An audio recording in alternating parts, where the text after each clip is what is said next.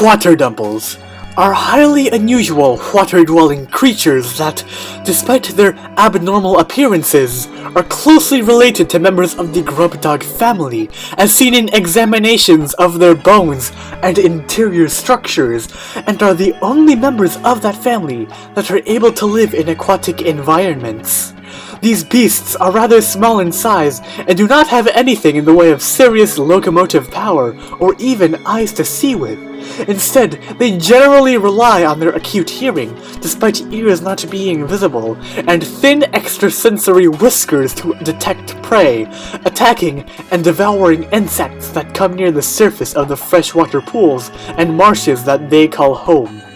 Unfortunately for them, their bodies have only recently begun to adapt to their new aquatic lifestyle and are better built for land even though they cannot survive very long out of the water, making them fairly sluggish when not attacking prey.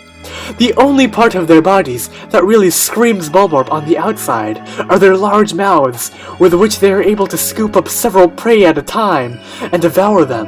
where they are quickly broken down by their strong stomach acids. The slimy skin that covers them can make them difficult to grab a hold of, but this is of little consequences to most, as their flaccid bodies do not perform so well on dry land, making it very easy to simply flatten them from above with a powerful strike.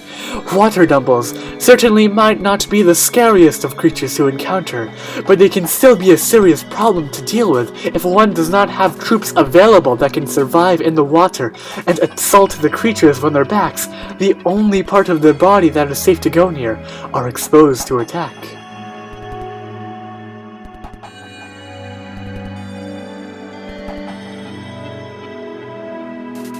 Just like their Bulborb relatives, Water Dumples possess a voracious appetite and will attack anything that even gets close to them with blind aggression.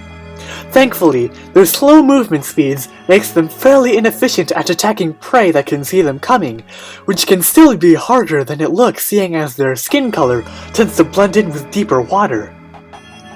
Because their bodies are rather weak, these monsters often travel in semi-large groups for defense, overpowering prey with sheer numbers before devouring them piece by piece. Sadly, they still suffer from a lack of intelligence, as with other members of this family group, and although they can be a bit of an annoyance sometimes, Water Dumples are easy to flank and should not prove to be a serious threat to explorers that have a decent amount of experience when it comes to handling enemy swarms.